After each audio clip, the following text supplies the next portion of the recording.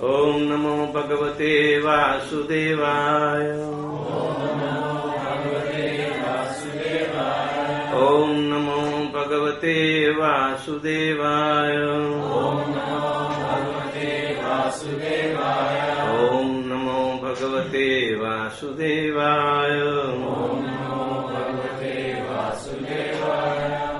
We are reading from Srimad Bhagavad Gita as it is, chapter number 10, text number 29 and 30. Ananta cha asmi Nāganam Varuṇa yadasam aham pitranam Aryamā cha asmi Yama sammayatam Anantaschasmi Nāganam Varuṇo yadasamaham Aryamā chasmi Yama sannyamatamaham Anantaschasmi Nāganam Varuṇo yadasamaham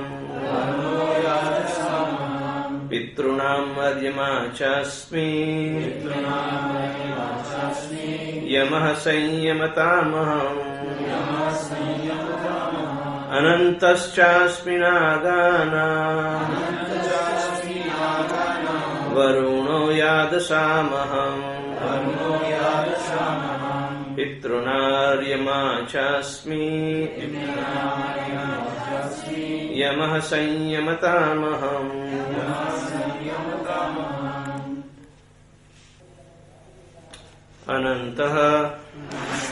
Ananta cha also asmi I am Nāganam of the many hooded serpents Varuṇa the demigod controlling the water Yadasam of all aquatics Aham I am Pitrunam of the ancestors Aryamā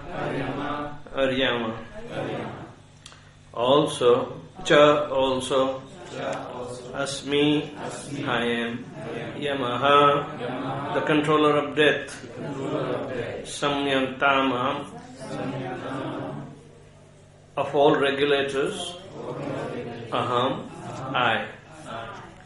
Translation and purport by His Divine Grace A.C. Bhaktivedanta Swami Srila Prabhupada. Of many hooded Nagas, I am Ananta, and amongst the aquatics, I am the demigod Varuṇa. Of departed ancestors, I am Aryamā, and amongst the dispensers of law, I am Yama, the Lord of Death. Among many hooded Naga serpents, Ananta is the greatest and is the demigod Varuṇa amongst the aquatics. They both represent Krishna. There is also a planet of Pitas, ancestors, presided over by Aryamā, who represents Krishna. There are many living entities who give punishment to the miscreants, and amongst them, Yama is the chief. Yama is situated in the planet near this earthly planet. After death, those who are very sinful are taken there, and Yama arranges different kinds of punishment on them. Number 30. Prahladaschasmi daityanam kalah kalayatamaham mriganam cha mrigendroham vainetayascha pakshina. Prahlad cha also aham I am Asmi I am daityanam of the demons, kalah time, kalayatam of the subduers, aham I am mriganam of animals, cha and mrigendraha the lion, aham I am vainetaya Garuda, cha also pakshinam of the birds. Among the Daitya demons, I am the devoted Prahlad among the subduers, I am the time. Among the beasts, I am the lion, and among the birds, I am Garuda. Diti and Aditi are two sisters. The sons of Aditi are called Adityas, and the sons of Diti are called Daityas. All the Adityas are devotees of the Lord, and all the Daityas are atheistic. Although Prahlad was born in the family of Daityas, he was the great devotee from his childhood because of his devotional service and godly nature. He is considered to be the representative of Krishna. There are many subduing principles, but time wears down all things in the material universe and so represents Krishna. Of the many animals, the lion is the most powerful and ferocious, and of the millions of varieties of birds, Garuda, the bearer of Lord Vishnu, is the greatest.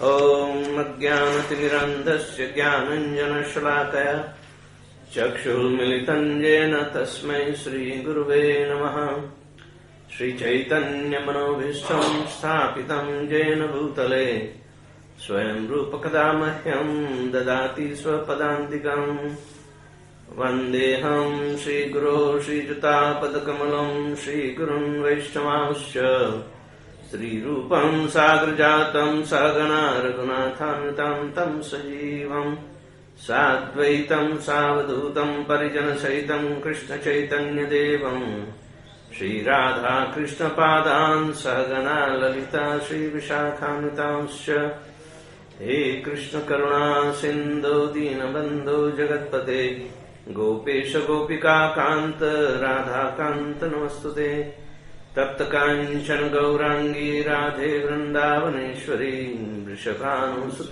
Devi Pranamami Shri Haripriye Vancha Kalpatarubhyascha Kripa Sindhubhya Evacha Patitanam Pavanebhyo Vaishnavebhyo Namo Namaha Jai Shri Krishna Chaitanya Prabhu Nityananda Shri Advaita Gadadhar Shivasadi Gaura Bhakta Vrinda Hare Krishna Krishna Krishna Hare Hare Hare Rama Rama Rama Hare Hare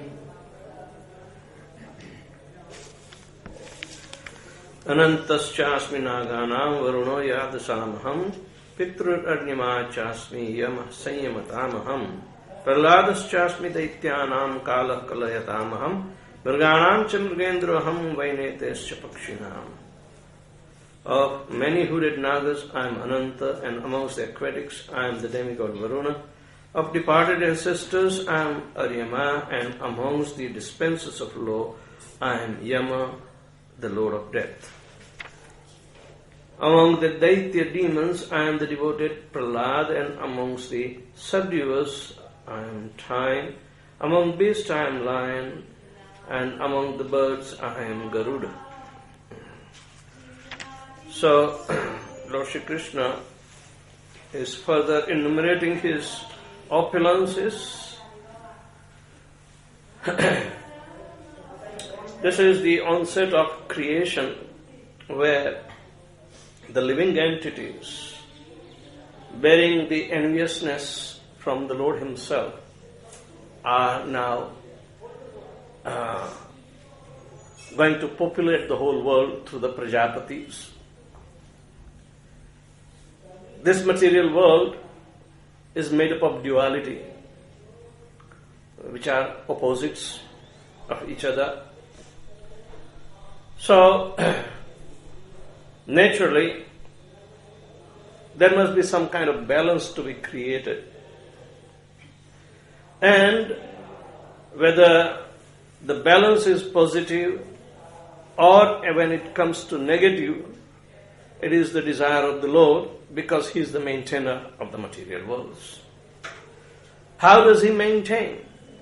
He manifests His multifarious energies. And this manifestation of energies give us the proof that behind this energy, the energetic is there, because it is all working under His directions. So, in the onset of creation, the manifested material energy is called opulence. When they are becoming variegated, it is Lord Krishna's desire. This variegatedness is important to give choices to the living entities who are by nature envious. So Srila Prabhupada is putting very nicely that Diti and Aditi, two wives of Kashyap Muni who was a Prajapati, they have completely different nature. The sons of Aditi are called Adityas. And one of the verses, Krishna says, Adityanam aham Vishnu. I incarnate in Aditi's family as Vishnu, Vamandev. He came as the son of, right? So, and the Daityas, who are inimical to the Lord and His devotees, the demigods, the Adityas.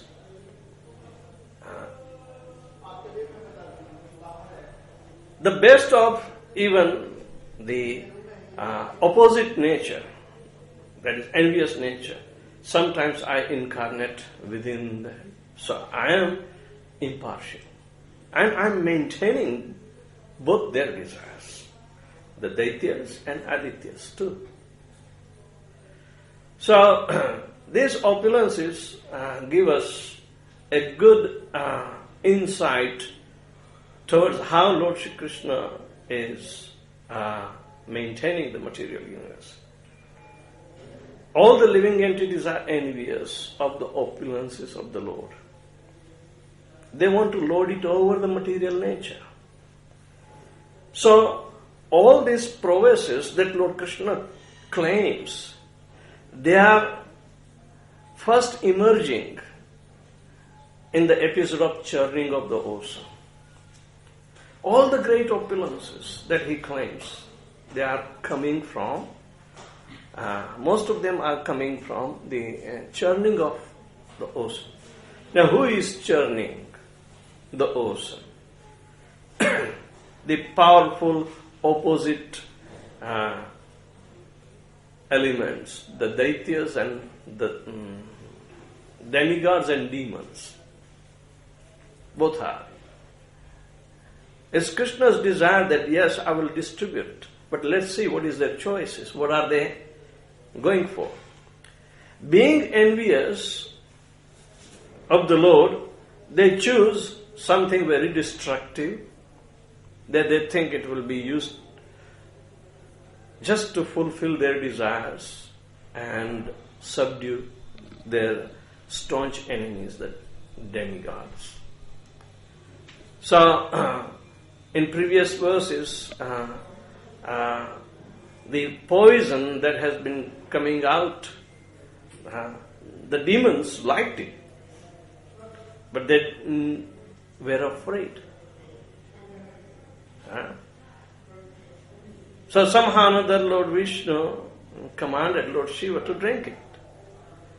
And in order to pacify the demons who didn't want to drink themselves, they became the follower because they said, yes, he drank for our sake, so we will become, more powerful. So let's pray and he will always protect us.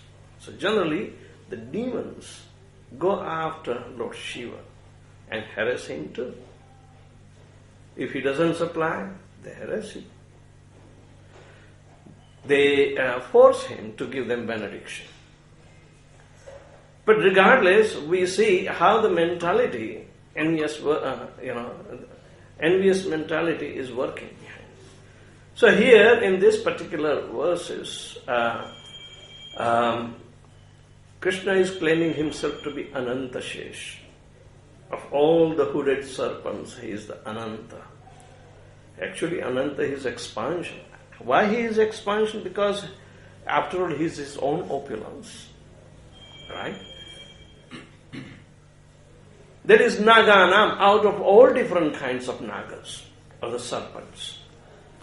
There's a beautiful story from Mahabharata about the emergence of the serpents. We'll read later on. But then Varuṇa, the demigod who is controlling of waters, he has that kind of desire to maintain all the aquatics in his jurisdiction. So this personality is a demigod. He lives within water. He has opulences, and because Krishna is manifesting his opulences through this personality, so he can control the aquatics in the water. He also organizes a kind of leela, to rescue Nanda Maharaj. Varuṇa steals Nanda Maharaj, because he wanted Lord Krishna to come and release him.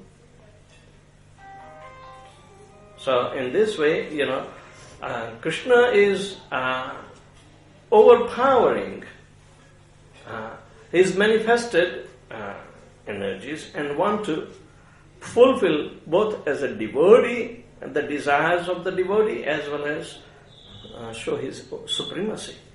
So the opulences are manifested by the Supreme, and because these opulences are manifesting, and we can see even so many opulences, even today, that gives us the proof that whose opulences are. They do not manifest automatically, but these energies are belonging to the energetic. So the manifested energies are called opulences. This is called Vaibhav. The energetic is called Vibhu, and energies, when they manifest, it becomes Vaibhav, opulences. There are three kinds of Vaibhavs described in Harinam Chintamani. Jaiva Vaibhav. We are also manifested energies, but we are in a marginal state. Those energy principles manifested through the internal potency, internal energy of the Lord, Antaranga Shakti, that is called Chidvaibhav. And those which are manifested by Bahiranga Shakti or external energy is called Achidvaibhav. In between two is marginal, that is the Chiv. So the manifestations of Achidvaibhav is this material world. Manifestation of the spiritual world is due to Chidvaibhav. And Haridas Thakur is enumerating the examples. These manifestations are there. Can't we recognize it? We can recognize ourselves, but our position is in the middle. So we are Jaiva Vaibhav. That is Krishna's energy. And he claims, and he proves through the authentic literature, that we are not a lump of ignorance as a soul, but the body is. Because body is made up from inferior energy, the Bahiranga Shakti, earth, water, fire, air, ether, mind, intelligence and ego.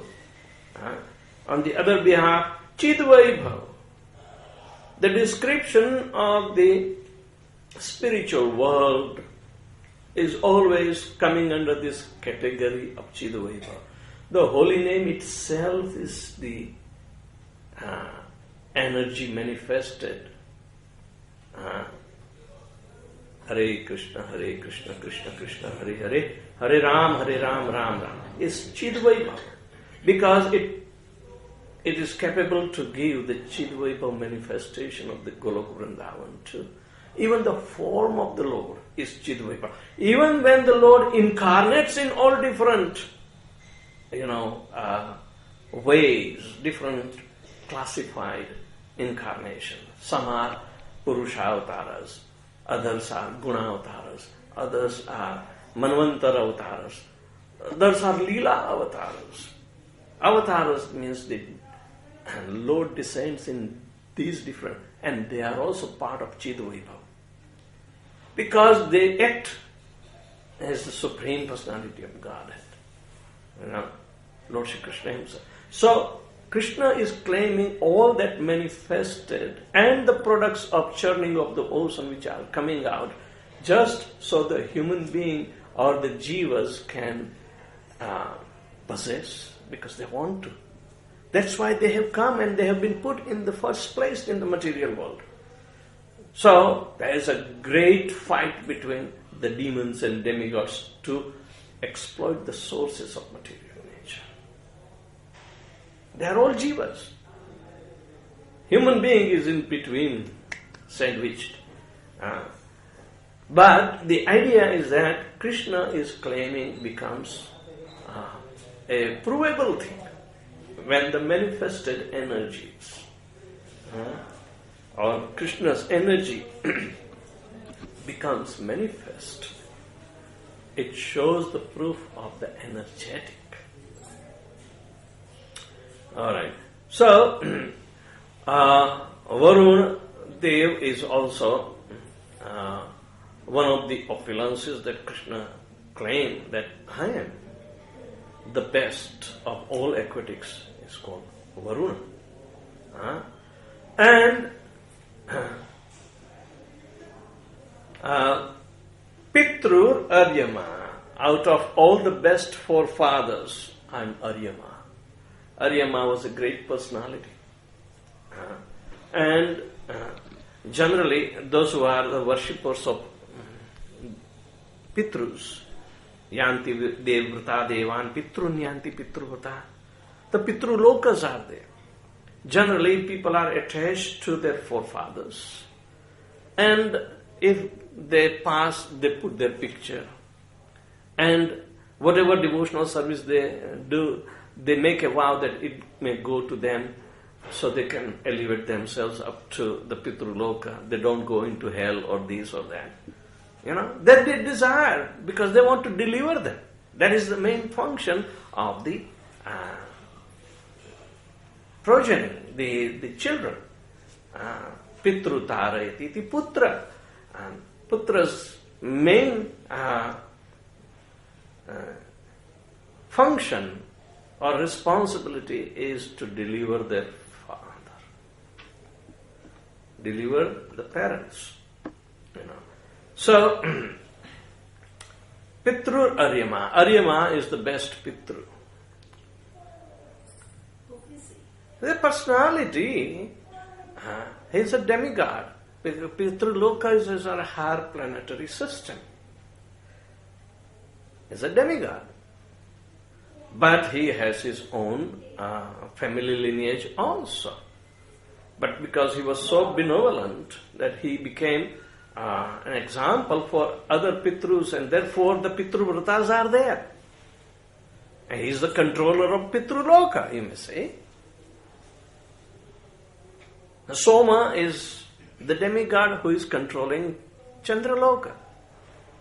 Right? So Aryamā is the controller of Pitru Loka. He is a demigod. He is in charge of that. So all other Pitru and Pitru Vratas, they go there. Yanti Pitru Vrata Deva.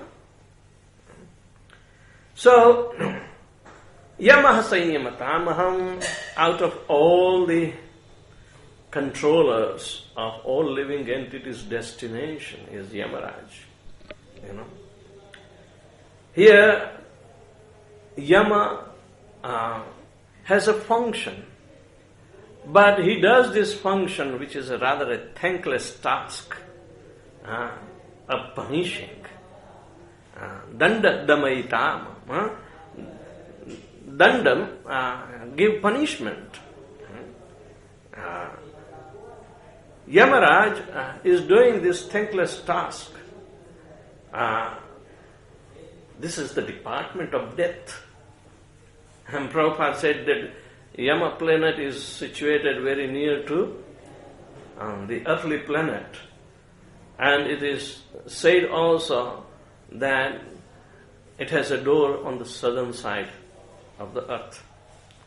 So if anybody departs facing south, that is inauspicious. He will go to Yamaraj's place. But Yamaraj is a pure devotee of the Lord. He is the authority, one of the 12 Mahajanas. Yamaraj is that. So naturally, as a devotee and doing the function to give the judgment on behalf of Lord Krishna for the material indulgence and exploitations that the living entity might have done, to give him appropriate reaction, Yamaraj is responsible. It may be a cruel task, but how can cruelty becomes a devotional service? It is Krishna's opulence. How come this cruelty becomes an opulence in service of Lord Krishna? And therefore Krishna is claiming that I am Yama. The personality of Yamaraj may be there, but this personality as a pure devotee and in tune with Krishna consciousness and at par with Lord Krishna's intimate position, at par, because a pure devotee and Krishna, they are always in communication.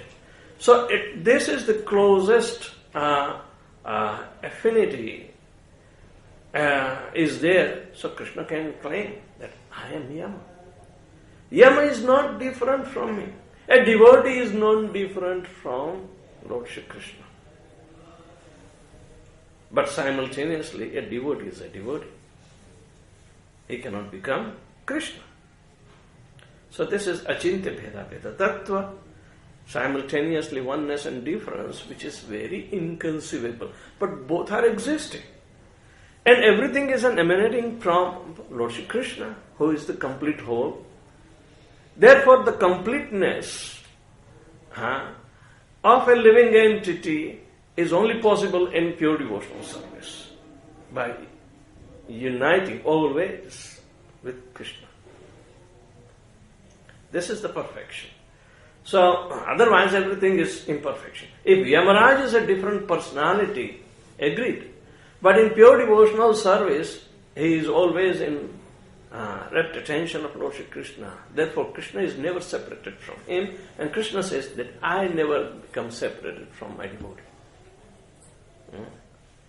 Ye bhajanti tu mam bhaktya te api chashvata. Say this. Krishna says that samoham sarva bhuteshu na dveshti na priyosime. I am equal to all the living entities. There is nobody dear to me and nobody is that I have enmity for. But ye bhajanti tu te mam bhaktya te api chashvate. But anyone who worships me in pure devotional service, I am sold out to him. Therefore, I equate him with me. The way he is performing devotional service, I reciprocate exactly. If he is a pure devotee, I am sold out 100%. So in this way, Krishna is claiming the perfection of pure devotional service to be his own opulence. And best example in such a service is Yamaraj.